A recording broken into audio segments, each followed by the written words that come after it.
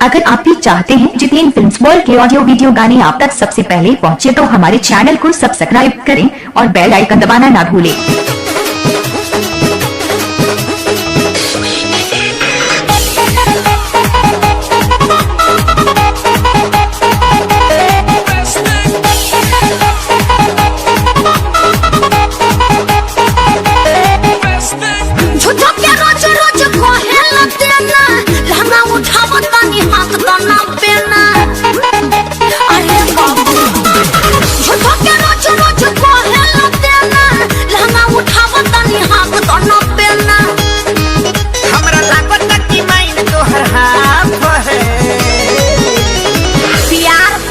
तो कीजिए जवानी का मजा लीजिए, खाली चुम्मा से क्या होगा।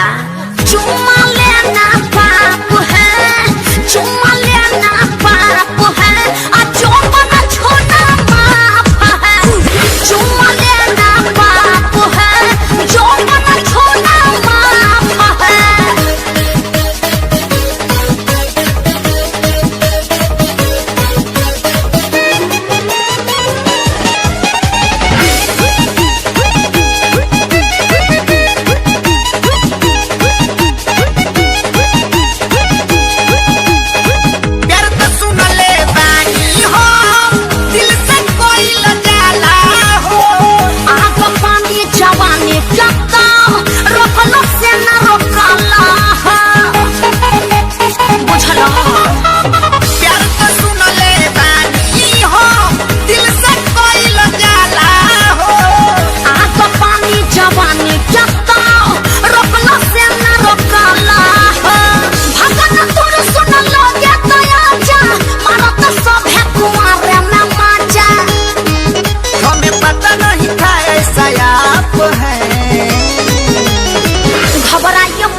ये ऑफर सिर्फ आपके लिए है, मार लीजिए जवानी का मजा।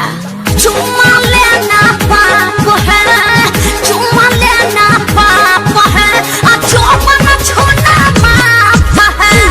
चुम्मा लेना पाप है, जो बना छोटा माप है।